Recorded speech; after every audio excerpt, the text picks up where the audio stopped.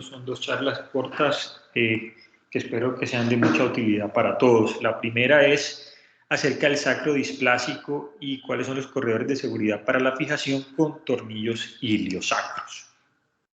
Entonces, lo primero que debemos comprender es que definitivamente como ortopedistas en algún momento puede presentarse la posibilidad de que nos vamos a enfrentar a pacientes con lesiones inestables del anillo pélvico, bien sea a tipo OTA 61B o 61C, luxaciones y luxofracturas sacroiliacas y con toda seguridad con fracturas del sacro que pueden en algún escenario, con ciertas consideraciones que digamos se salen del alcance de esta presentación, pueden requerir la fijación con tornillos iliosacros horizontales. ¿Cuál es el problema y por qué viene a cabida esta presentación? Porque en algún escenario se pueden presentar pacientes con sacros displásicos en el cual el corredor de S1, como lo han definido en varios artículos, no va a ser seguro para realizar el paso de un tornillo transacro por el riesgo alto de que presentemos una lesión neurovascular, principalmente neurológica. La vascular también es posible, es un poco más rara, pero las estructuras vasculares, como ya lo vamos a ver a continuación, también están relativamente cerca y podemos en algún momento presentar alguna lesión. Entonces, es de suprema importancia que conozcamos la anatomía de ese sacro displásico y para eso debemos tener en cuenta y siempre contar, creo que hay un micrófono por ahí prendido,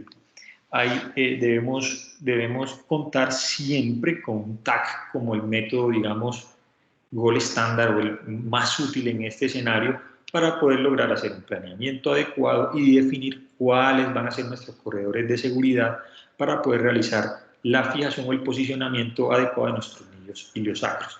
Y hoy es uno de los primeros mensajes que debemos tener en cuenta, y es que el 30-40% de la población puede presentar, población adulta, puede presentar un sacrodisplasia. Entonces, ese es uno de los primeros mensajes que nos debemos llevar al día, de que hasta el 40% en algunos estudios reportan que el paciente puede presentar un sacrodisplasia.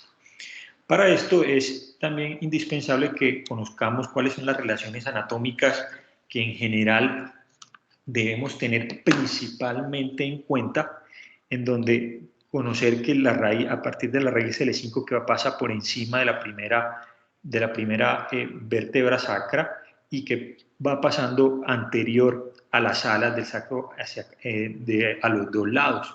Además, traje incluso esta fotico porque creo que muestra y hace referencia eventualmente a los vasos ilíacos y los muestra y uno los pudiera ver algo separados, pero realmente ellos no están tan separados del sacro, entonces son uno de las estructuras anatómicas y interrelaciones que también debemos tener en cuenta, porque si nos pasamos por perforaciones, nos pasamos en la longitud de la perforación, también las podemos lesionar y es una lesión bastante grave. Y sin duda alguna por este lado van los nervios bajando y en este sector, en la región más posterior, se encuentra el canal raquídeo por donde va discurriendo la cauda equina en ese sector.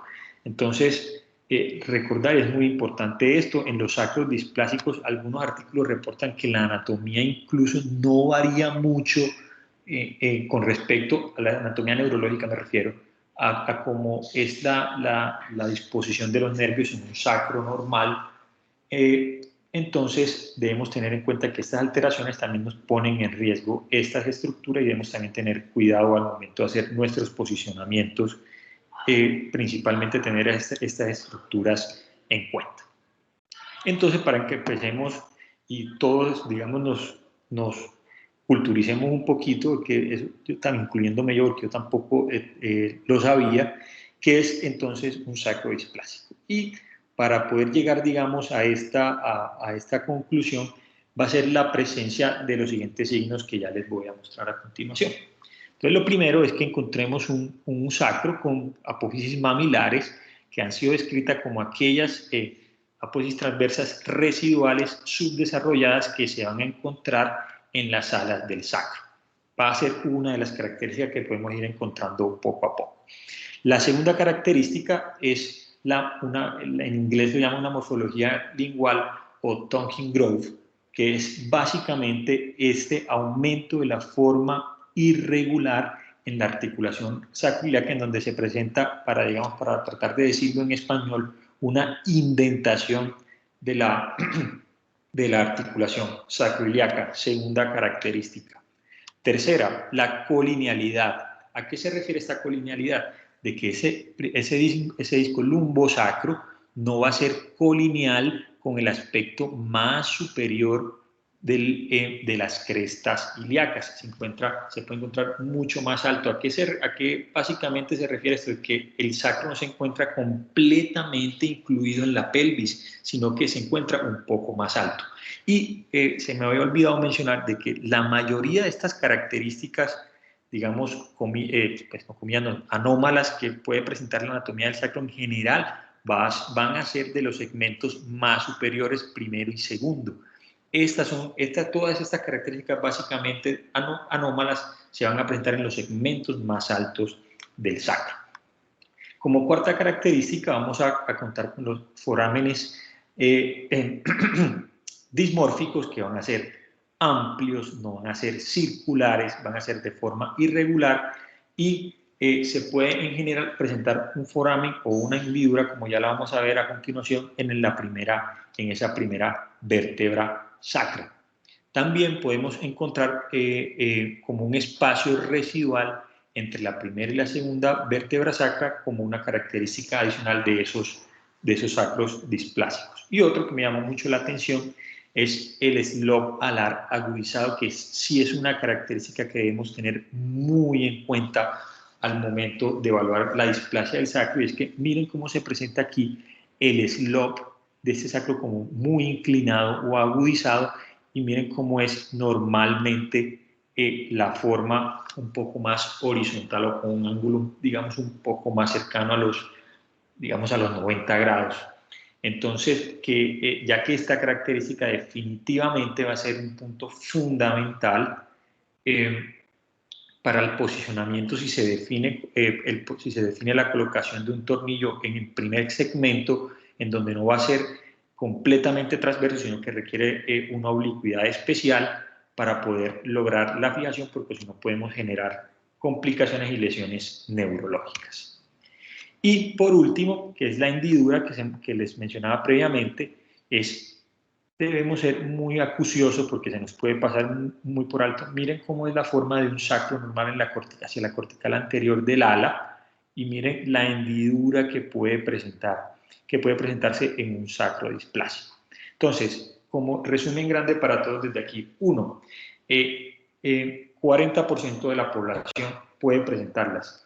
2, todas estas anomalías las podemos ver, algunas en tomografía, evidente como la indentación es más fácil, evidentemente verla en una tomografía que en una radiografía, pero las otras con las proyecciones de entrada y salida nos pueden ayudar a tratar de identificarlas, pero en general con la tomografía debemos tratar de identificarlas todas y digamos, puede que no se presenten todas en conjunto, solo algunas pocas. Entonces, siempre debemos tener todas esas 7 características en cuenta al momento de hacer la evaluación de nuestra tomografía simple.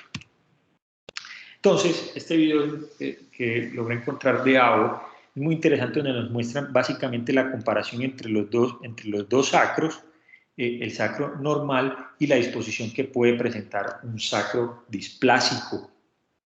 Y vemos cómo, tomando como referencia los agujeros, uno puede presentar, digamos, comillas, uno adicional, acuérdense de la anomalía en la morfología de los agujeros como formas irregulares o de mayor tamaño, y fíjense como un aspecto supremamente importante y son las superficies articulares sacroiliacas, en donde en un sacro normal la superficie es muchísimo más ancha en el plano sagital, lo cual le permite a uno tener un poco más de superficie o de plano para el posicionamiento de los tornillos.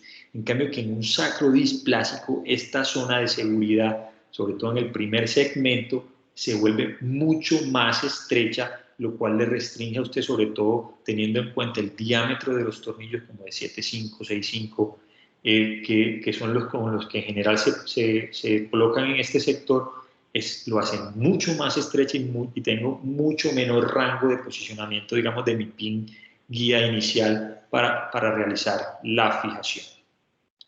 Por otro lado, si lo vemos en el plano axial, también digamos, esa estrechez en ese plano que tengo para la fijación de mi tornillo es muchísimo más ancho en un sacro normal o sacro no displásico, ¿cierto? A cómo se presenta un sacro displásico. Mi área o mi corredor de seguridad es muchísimo más estrecho cuando yo hago la evaluación de manera comparativa. Y si evaluamos los dos planos, miren en un sacro normal, en la primera vértebra, o en S1 básicamente, como contamos con un corredor bastante amplio desde la cortical anterior hacia la posterior, con un amplio plano de seguridad y para no perforar el canal o tener una subsidencia en ese sector, tanto en el plano axial como en el plano coronal. Entonces, en un sacro normal, mire con todo el espacio que contamos. A diferencia de cuando tenemos un sacro displásico, en donde ambos corredores, pueden haber algunos sacros displásicos que me permitan el posicionamiento del tornillo transverso, pero tienen ciertas consideraciones, pero en general son espacios muchísimo más estrechos, tanto en el plano coronal, donde digamos in vivo en la cirugía va a ser a través de la proyección de salida, y en el plano axial la proyección de entrada va a ser, digamos, nuestra ayuda dentro de la cirugía, pero teniendo en cuenta el planeamiento que debemos hacer como la tomografía, debemos hacer nuestras mediciones adecuadas para tratar de definir si es posible técnicamente el posicionamiento o no. Entonces, miren aquí como en el segundo segmento, el primer segmento se encuentra completamente, digamos, se encuentran los dos orificios atravesados. Es un plano peligroso porque no va a haber la posibilidad de hacer el paso a un tornillo transverso y va a tocar hacerla probablemente por el segundo segmento como el corredor más seguro en un sacro displásico. Entonces, en resumen, el sacro displásico en el segmento superior se va a encontrar distorsionado,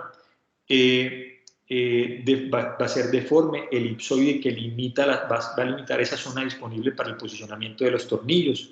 Va a haber una inclinación alar mucho más aguda y se va a asociar a una hendidura alar anterior y craneal, que fue la que les mostré como en la característica número 7. Y debemos tener en cuenta toda esta osteología alar oblicua porque, como les había mencionado, la localización de las raíces nerviosas va a ser similar a como si hubiera un sacro normal, aunque van a encontrar en la literatura reportados algunos estudios que reportan que pueden haber algunas variaciones, pero digamos en la mayor parte de artículos que logré leer era como la consideración de que la mayor parte de la anatomía de los nervios era similar. Y ojo, es fundamental para nuestro planeamiento tener la tomografía, porque miren los espacios que podemos tener de diferencia en planos displásicos con respecto a un sacro completamente normal. Entonces, mucho cuidado con eso. Entonces, finalmente, ¿qué corredores tenemos? Entonces, en un sacro normal, el corredor más seguro definitivamente va a ser S1, si no hay algunas otras consideraciones adicionales, pero cuando tenemos un sacro displásico, podemos utilizar en algunas ocasiones el corredor de S1, pero en general, cuando hay un sacro displásico, el posicionamiento de los tornillos puede no ser completamente horizontal, sino que requiere unas inclinaciones de caudal acefálico y de posterior a anterior, que van a llegar solo incluso hasta la mitad del cuerpo. No van a ser tornillos completamente transversos, porque fíjense aquí cómo se encuentran en ese plano completamente atravesados los orificios. A diferencia de que si logramos escoger un plano de S2, como se nos amplía muchísimo más el corredor de seguridad, y ese es uno de dentro de nuestro planeamiento, ten en cuenta que en general en estos sacros el plano o el corredor de C2 va a ser uno de los planos más seguros, teniendo en cuenta que hay la posibilidad también de la fijación por el segmento de C1 con estas consideraciones principalmente. Por otro lado, que también me llamó la atención, me encontré este artículo en donde nos reportan de que el corredor de S3 también puede ser un corredor seguro con algunas consideraciones y evaluando con mucho juicio el TAC, en donde solo fue un reporte de caso, aclaro, no encontré muchos más trabajos del corredor de S3, en donde los doctores tuvieron inconvenientes para la fijación por el segmento de S2 y optaron por la fijación a través del segmento S3, como se muestra en esta radiografía que es la original del artículo. Entonces, tomografía fundamental, tener en cuenta el diámetro del tornillo, si es de 6,5 probablemente, como en este caso que hicieron estos doctores, porque si debemos tener en cuenta qué tanto margen de seguridad vamos a tener hacia cada lado, porque podemos fracturar las corticales si nos metemos por un corredor muy estrecho. Entonces, digamos, como tratando de llevar esto como a una forma más o menos práctica, les trae el siguiente paso a paso que fue tomado de este artículo del JBJ publicado en el 2014. Entonces, ¿qué debemos hacer de primero? Uno, tratar de ordenarle a los pacientes una tomografía con cortes pequeños, idealmente menores a 1 milímetro. Determinemos la orientación y diámetro de ese corredor óseo en los dos planos, tanto en el plano coronal como en el plano axial, y ahí inmediatamente definir longitud del tornillo, diámetro y trayectoria. Ojo, si decidimos pasarlo por S1, porque de pronto el paciente no tiene una displasia muy severa, debemos contar de que ese diámetro no debe ser, menor a 10 milímetros, porque podemos fracturarlo y podemos tener subsidencia y rupturas de las corticales e invadir y tener lesiones neurológicas o vasculares. Entonces, esa es casi que la primera premisa, sobre todo porque si utilizamos, como explicaba el profe Aranguaya, si utilizamos tornillos de 7,5, lo que vamos a tener básicamente como margen de seguridad hacia cada lado, digamos, en este plano, va a ser 1 milímetro hacia anterior y 1 milímetro hacia posterior, básicamente. Entonces, debemos ser muy cuidadosos, sobre todo con el diámetro del tornillo. Por otro lado, medir la angulación axial de ese segmento superior para verificar la fijación, poniendo una línea horizontal, una línea horizontal entre las dos crestas ilíacas posteriores y trazando el ángulo sobre todo el centro del eje o del plano o del corredor de seguridad que presente o realmente va a ser la inclinación alar que va a presentar ese sacro, y además medir en el plano axial entre los dos alerones, digamos en este sector, y con otra línea que forme un ángulo con el corredor de seguridad, pues, o con el plano óseo que me dé el sacro en el ala que estoy evaluando, y tomar esos dos ángulos. ¿Y esos dos ángulos para qué me sirven a mí? Entonces, básicamente para esto, hay escrito, no hay muchos artículos, digamos, que lo avalen, hay otros que sí lo toman como una guía, y es calcular el puntaje de dismorfismo sacro, es tomando ese ángulo en el plano coronal más 2 veces el ángulo en el plano axial, y si el puntaje da por encima de 70, indican que no es seguro colocar en ese paciente un tornillo transverso a través de ese primer corredor o del corredor de C1. Y en que me pareció muy llamativo que nos recomienda en este artículo: hombre, haga lo mismo exactamente en S2, haga exactamente los mismos pasos y trate de cumplir con todas esas consideraciones, porque nos podemos llevar sorpresas de que de pronto S2 también está estrecho por algún motivo y podemos tener alguna complicación, o cuando estemos en cirugía nos vamos a enchicharronar tratando de posicionar el tornillo porque se nos va por donde no queremos. Y dentro de cirugía, evidentemente, utilizar las proyecciones de entrada y salida para posicionar nuestros pines y tener unas adecuadas trayectorias después de haber hecho y haber medido exactamente en el TAC, en el computador, cómo íbamos a dejar los tornillos y tratar de no ir a improvisar en cirugía. Y aquí vemos más o menos cómo es el resultado y fíjense cómo es la oblicuidad de este tornillo posicionado en el primer segmento y miren cómo el otro sí se logra posicionar a través del segundo segmento horizontalmente. Entonces, contraindicaciones, compañeros. 1, corredores menores a 10 milímetros. Podemos tener lesiones y invasión del canal cuando estemos posicionando el tornillo. La imposibilidad, ojo, eso es muy importante, si no hemos reducido adecuadamente nuestra luxación o la fractura, no debemos realizar el posicionamiento de los tornillos. Debemos tener una muy buena reducción porque también podemos cometer y ocasionar lesiones. Y tratar siempre de obtener unas adecuadas imágenes intraoperatorias para tener una clara imagen de la anatomía del sacro, porque podemos en ocasiones tener pacientes con mucha materia fecal, gas intestinal, neumoperitoneoso, contrastes en el intestino o la vejiga, que nos impidan una adecuada visualización. Entonces, esto también va a llevar a que cometamos muchísimos errores graves. Entonces, como conclusiones, 1, fundamental identificar la presencia de anatomías estructurales del sacro antes de intentar la fijación. Hasta el 40% de la población las puede presentar.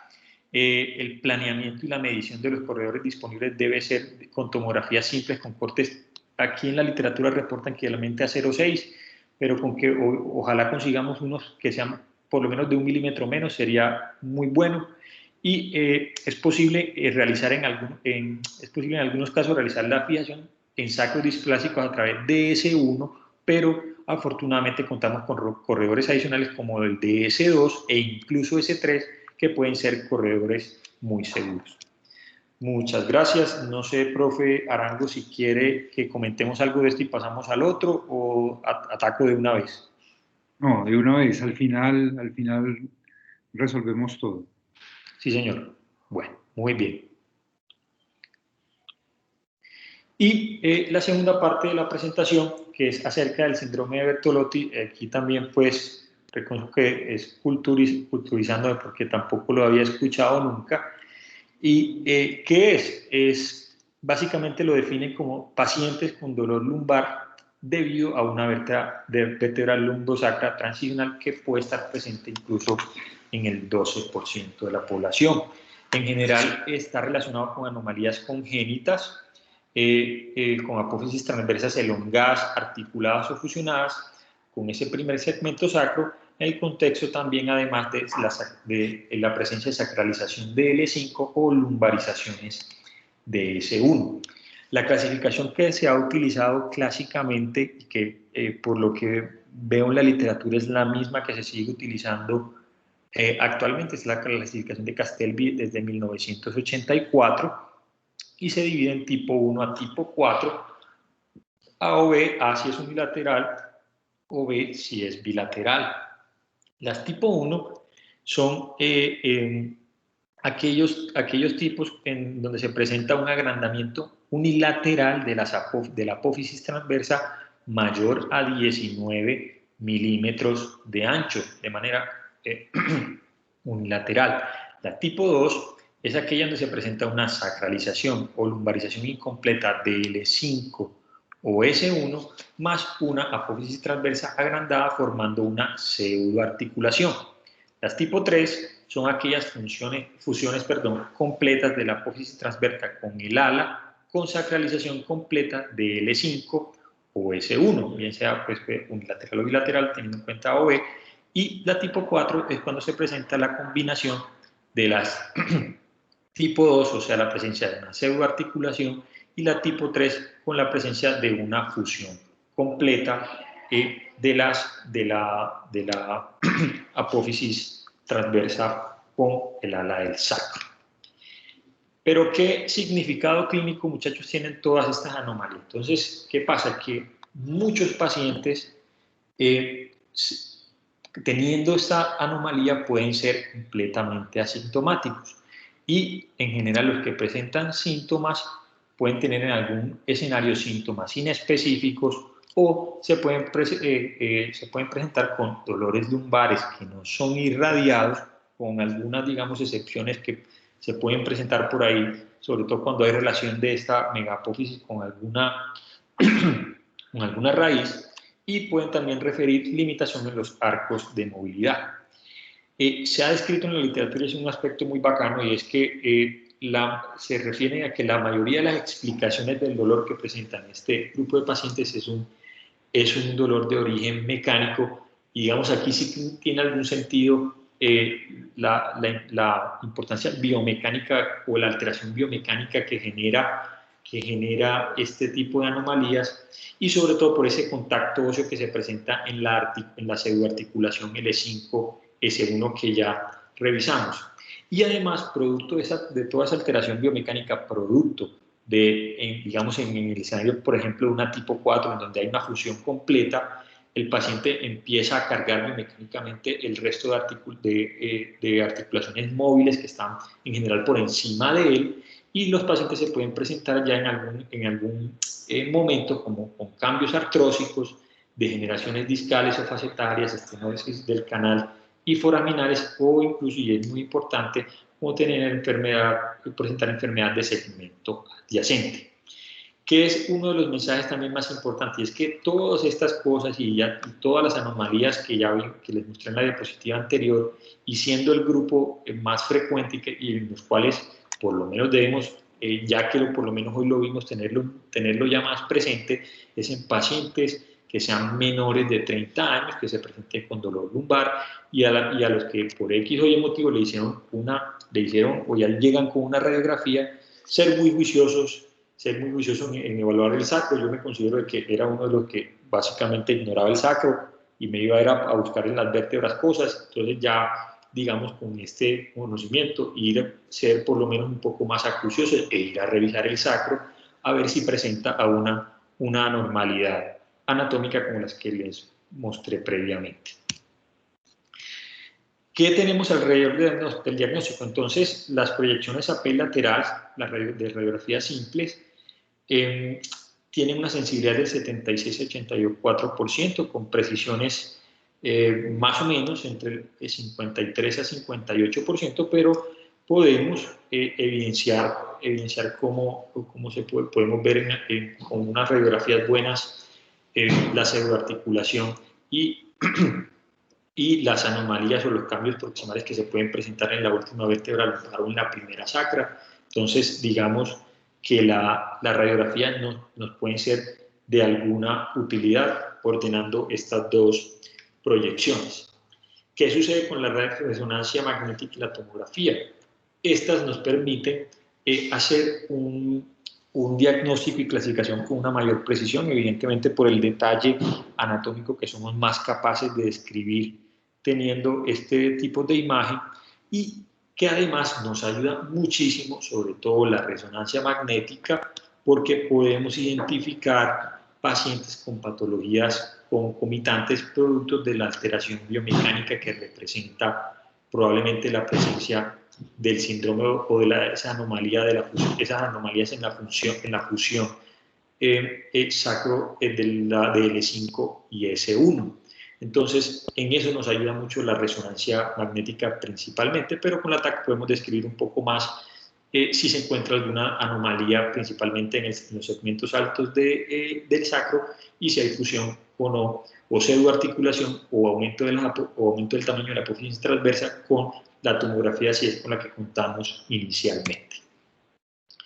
Otra de las ayudas que tenemos, y sorprendentemente que casi que cada ayuda diagnóstica pudiera cumplir casi que un papel aparte significativo, y es también, y debemos mencionar también la gammagrafía ósea, incluso la tomografía con SPECT, en donde en estos pacientes puede en algún escenario ser difícil identificar cuál es exactamente la fuente de dolor, y yo necesito definir, para poder saber qué tratamiento le puedo ofrecer a mi paciente, definir si esa pseudoarticulación es la que le está generando el dolor a mi paciente. En ese escenario, la gammagrafía del SPECT puede, en los estudios que encontré publicado en este artículo de este año, puede captar en esta autoría hasta en el 81% de los pacientes. Entonces, tratando de localizar esa fuente de dolor, como se observa en esta imagen.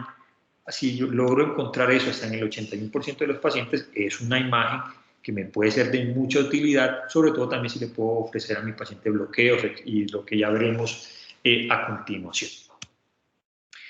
Por otro lado, tenemos esta opción que yo tampoco la conocía y es el EOS, que es básicamente la toma de imágenes ortogonales y muy importantes que son de pie, es decir, me muestra biomecánicamente cómo se está comportando la columna y ese sector con el apoyo. Son estudios con baja radiación y es posible realizar reconstrucciones 3D. Cada vez más se está utilizando, por lo que me contó el profe, creo que en el país no hay, o creo que hay ahí en Bogotá, creo que no hay, y cada vez se está utilizando más este tipo de imágenes con reconstrucción tridimensional de baja radiación para realizar planeamientos y realizar la identificación anatómica de las anomalías de los pacientes. Y en este síndrome ya hay estudios que, aunque son muy pequeños, la están utilizando con cada vez mayor frecuencia, y sobre todo porque muestran, como son con apoyo y son bajo carga, nos muestran exactamente cómo está funcionando o cómo biomecánicamente se está comportando la columna en ese preciso momento en donde se realiza la toma de la imagen. Dentro de las opciones de tratamiento, en el síndrome de Bertolotti, el enfoque es similar al de un paciente con un dolor lumbar crónico. Debemos también llevarnos como la premisa de que inicialmente, pues, y lo mayor que podamos, en general, el manejo de estos pacientes debe ser conservador y siempre como última opción va a ser el tratamiento quirúrgico, bien sea con la resección o más raramente las artrodesis si se presentan algunas consideraciones. Contamos con los bloqueos, debe ser con los analgésicos, la fisioterapia, y debemos tener en cuenta que el principal desenlace medido en los estudios al que mayor se han dedicado y es por el que generalmente los pacientes se quejan es por el dolor. Entonces la mayoría de estos estudios lo que han medido es qué tanto les mejora el dolor a los pacientes no arcos de movilidad, no funcionalidad. Básicamente es reducción de dolor, que es a lo que más se han referido en cuanto al estudio de los desenlaces. Entonces, contamos igualmente como pacientes, como los pacientes con dolor lumbar crónico, en la opción de los antiinflamatorios no esteroideos, la fisioterapia que también debe ir enfocada, es muy importante en estos pacientes, a la corrección de la postura, la flexibilidad y la coordinación. ¿Para qué? Para lograr esa resolución de los síntomas que en su mayoría, según reportan estos estudios, se van a mejorar con estos tres campos: analgésicos, fisioterapia con corrección, con estiramientos, corrección de la postura y mejoría de la flexibilidad. La mayoría de nuestros pacientes con este síndrome van a salir probablemente con esto. Ya en un escenario en donde, digamos, se nos complica un poco más la situación, las infiltraciones también cumplen un papel fundamental en el tratamiento de estos pacientes, ya que además de que son un método de tratamiento, digamos, de mejoría sintomática, también van a cumplir un papel muy importante como diagnóstico, ya que si el paciente se mejora cuando se le realiza la infiltración, perdón, el bloqueo, pues en la pseudoarticulación, el paciente definitivamente mejora, podemos estar bastante tranquilos de que probablemente esa definitivamente es la localización del dolor de ese paciente, y más adelante, si es necesario, que toque tomar otras conductas, ya sabemos realmente de que ahí es donde está el problema, o en su defecto para evitarlos, porque si el paciente no se mejora después de que yo le echo bloqueos en ese sector, pues yo definitivamente no puedo también definir que lo voy a operar de ahí, y debo hacer más bien diagnósticos diferenciales de que puede que sea otro sitio el que le esté ocasionando dolor a mi paciente y no vaya yo a hacer una cirugía que no nos sirva para nada. Si nos basamos en la estadística, el beneficio con respecto a los bloqueos es variable. Hay algunos que reportan que los pacientes pueden mejorar incluso también hasta por un año, otros mejoran meses. Realmente, como le comentaba el profe ayer, es como lo que es el residente, unos dicen que sí, otros dicen que no. Realmente los estudios son muy pocos, son con pocos pacientes, 8 pacientes versus 5 pacientes, no son básicamente series de casos. Entonces, no les puedo traer un número concreto, decirle, vea, esto funciona tanto por ciento, porque les estaría diciendo mentiras. Y también, que me pareció muy interesante, cuando, digamos, no obtenemos un beneficio suficiente, podemos también optar por las ablaciones con radiofrecuencias en ese sector, y también solo encontré un par de estudios, fueron 2 estudios donde lo reportaron y muestran alguna mejoría de los pacientes, incluso entre 6 y 12 meses con la ablación por radiofrecuencia. Con respecto a la cirugía, que también son muy discutidas, se han optado evidentemente en el paciente donde fracasa definitivamente el manejo conservador intensivo, o que ya el paciente presente signos de inestabilidad en otros segmentos. Tenemos 2 escenarios. Uno es los pacientes que podemos llevar a una resección unilateral o bilateral de esa articulación para lograr esa mejoría, o ya en escenarios mucho más raros, fusionando, haciendo fusión de L4-S1 o de L5 y S1. Este procedimiento, como ya básicamente la última opción por allá lejos, tratar evidentemente de no hacerlas, es muy raro hacerlo, o que se opte en pacientes que no tengan una enfermedad degenerativa adicional o ya una enfermedad de segmento adyacente. Entonces, y si usted me pregunta, Salvador, bueno, ¿cuál de las 2 opciones es mejor? Lamentablemente esa pregunta tampoco se las puedo responder, porque aunque han habido algunos estudios bastante agresivos en donde incluso compararon fusiones L4-S1 o L5-1 versus la resección de la pseudoarticulación, los resultados, aunque tienden a favorecer ligeramente a la resección de la articulación, no son basados estadísticamente significativamente, pues no hay ninguna diferencia, aparte de que la población es muy poca. Lo que sí, y que sí vi que eran muy enfáticos, y es que cuando un paciente tuviera una enfermedad de segmento adyacente, sí, la fusión cada vez más iba tomando como un poco más de importancia. Pero es tan así, es tan raro hacer esto en un paciente con el síndrome de Bertolotti, que hay una serie de algoritmos publicados. Yo encontré 3, este me pareció como el más chévere, y es que si yo tengo un paciente, y como lo hemos mencionado en toda la presentación, ser muy juiciosos con el manejo conservador, y ver si mi paciente mejora o no. Si el paciente finalmente llega a necesitar finalmente un bloqueo, si mi paciente no mejoró con ese bloqueo, que yo estuve seguro que lo hice bien, hice la infiltración donde era, las imágenes fueron buenas y estuve tranquilo, si ese paciente no mejoró definitivamente con ese bloqueo, yo debo considerar definitivamente, y esto es lo que me parece mucho más importante, considerar que el paciente tenga otro diagnóstico, y que yo me esté desviando del camino, y deba realmente estudiar más a ese paciente, tanto clínica como imagenológicamente y por historia clínica. Sí mejoró con un bloqueo que yo le hice previo, y el paciente pues posteriormente no siguió sintomático. Se puede considerar otras intervenciones como la ablación, como la radiofrecuencia que ya vimos, o si esta es inefectiva, considerar la resección de la pseudoarticulación, ya sea por mínima invasión o por vía abierta. Fíjense que en los tres algoritmos que encontré, en ninguno de los 3 recomendaban la fusión o la artrodesis, pues.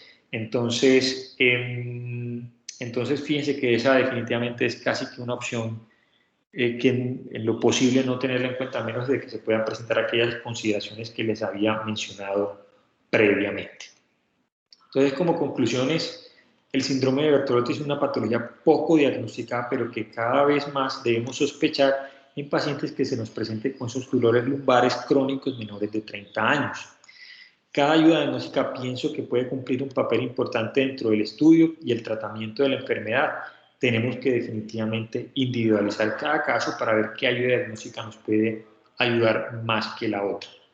Y tener en cuenta que definitivamente el tratamiento conservador es la base del tratamiento de esta patología y los bloqueos son una herramienta fundamental como prueba terapéutica en la localización del dolor y en la necesidad futura de algún tratamiento quirúrgico como la resección de la pseudoarticulación. Muchas gracias. Salvador, no, tuvo muy buena revisión. Son dos casos que son aparte, pero son unidos, porque pues, yo le dije que lo revisara ambos, porque los dos parten de un sacro displásico. Si ustedes ven un Castelvi 2-3 bilateral, es un sacro displásico para ponerle un tornillo. Así es. Entonces, por eso decidimos revisar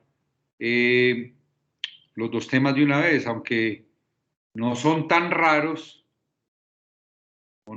o son tan raros, pero no son tan raros, porque sí, pues a mí me ha tocado cambiar la ubicación de los tornillos iliosacros para ponerlos en el corredor de S1, S2, y también me ha tocado, cada rato me llaman, ve doctor, es que tiene una megapófisis transversa, y el paciente le duele y cada rato lo reportan. Entonces uno lo que tiene que ir a mirar a ver si eso sí es la causa del dolor lumbar crónico. ¿Alguien tiene algún comentario o alguien quiere hacer una pregunta? Fabián, Juan David. No, de acuerdo con lo que con lo que dice Luis, realmente a veces es saber diagnosticar qué es lo que le duele, no necesariamente las megapófisis es la causa del dolor. Entonces, digamos que como lo comentó por ahí Salvador, el estudio gamagráfico también nos puede ayudar, una sacroileitis o otra cosa. Digamos, tener todo dentro de las opciones diagnósticas. Yo lo que sí he hecho en el tratamiento, lo máximo que he llegado es hacer bloqueos. Digamos, me localizo en la articulación, que ahí casi siempre se ve en algunas diapositivas que mostraba Salvador, se veía, me localizo ahí en la articulación y ahí uno le puede hacer un bloqueo que muchas veces sirve como diagnóstico y al mismo tiempo terapéutico. Pero el resto no, muy bien y felicitar a Salvador por la exposición. Muchas gracias. Gracias, profe. Bueno, yo sí he resecado apófisis transversas.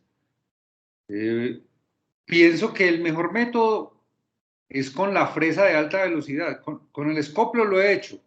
Y le pega el escoplazo y quita la mitad de la transversa y reseca la parte articular sobre el sacro o sobre el ilíaco.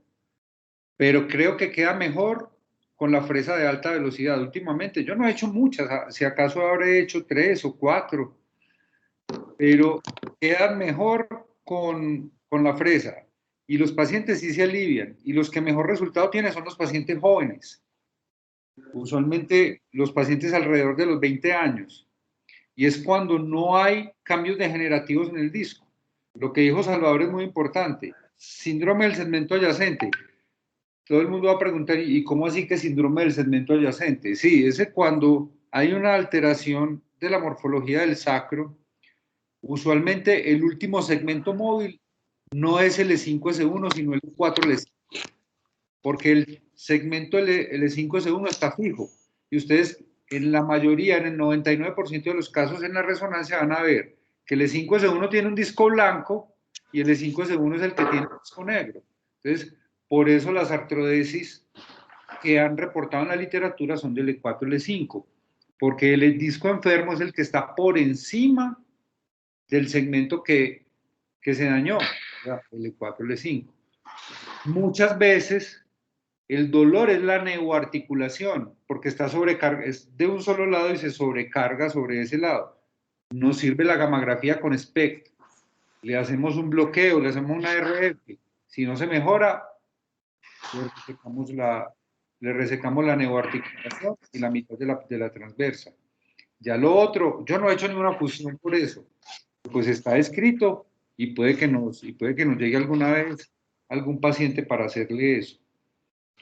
Y en cuanto a los corredores de seguridad, yo la tengo clara. Cuando el paciente tiene un sacro displásico con las cosas que mencionó Salvador, pues uso el corredor de S1 y S2. Ya me ha pasado veces, he intentado poner el tornillo oblicuo, paso y paso, y no me da. Entonces, de una vez paso al corredor de S1 y S2, mucho más seguro. Si ustedes vieron en la presentación, cuando es tan alto el sacro, va a caer de una vez a uno de los orificios. Si usted lo pone recto, va a caer al orificio foraminal del sacro, o va a caer donde está la raíz L5, que es más peligroso todavía. Entonces yo siempre busco el sacro displásico. Cuando lo encuentro, de entrada le pongo un tornillo en S1 o S2. El corredor de S3 casi nunca lo uso, porque usualmente es muy pequeño también. En cambio el de S2, S3 es más grande.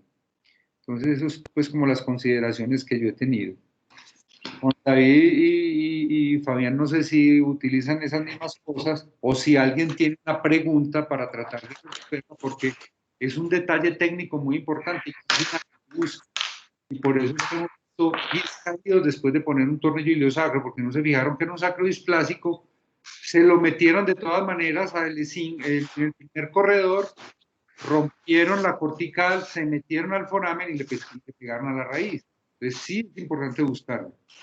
¿Alguien tiene alguna pregunta? Profe, yo iba a hacer un comentario respecto a eso. Pues a mí me tocó, tuve la oportunidad de entrar a un tornillo iliosacro ahí en el módulo de columna y creo que es fundamental, y Salva muy bien lo explicó, la ubicación del intensificador, poner muy bien al paciente y sobre todo ubicarlo bien en la mesa para uno poder tener una imagen, digamos, que no se nos vaya a sobreponer y poder ver bien cómo está el segmento en donde vamos a poner el tornillo. Entonces yo creo que para nosotros eso es algo fundamental.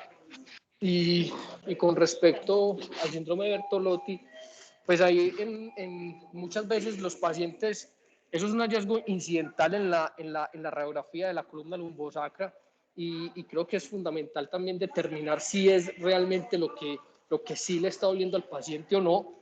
Y Salva bien me explicó que esas infiltraciones diagnósticas, esos bloqueos diagnósticos para tratar de aislar y determinar cuál es la articulación que está molestando, yo creo que es una herramienta muy útil que ustedes incluso en el módulo pues nos enseñan. Entonces es algo bastante importante. ¿Alguna otra pregunta o algún comentario o algo?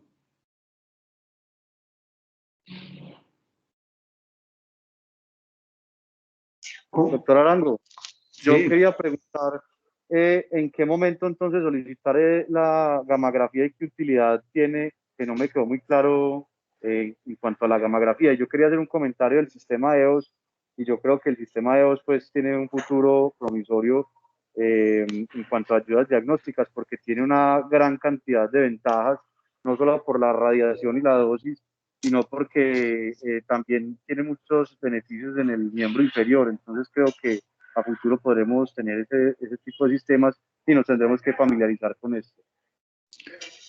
Juan Camilo, claro, vea, el sistema EOS sirve para calcular cualquier cosa en algunos de los balances del plano sagital, correcciones de escoliosis, o sea, cada vez se está usando el sistema EOS para más cosas. O sea, yo pienso que el gol estándar de evaluación de los pacientes con deformidades y cuando uno va a hacer algún tipo de cirugía va a ser con ese sistema en algunos años, porque le va a permitir corregir y ver cosas en el plano coronal y sagital que no lo ve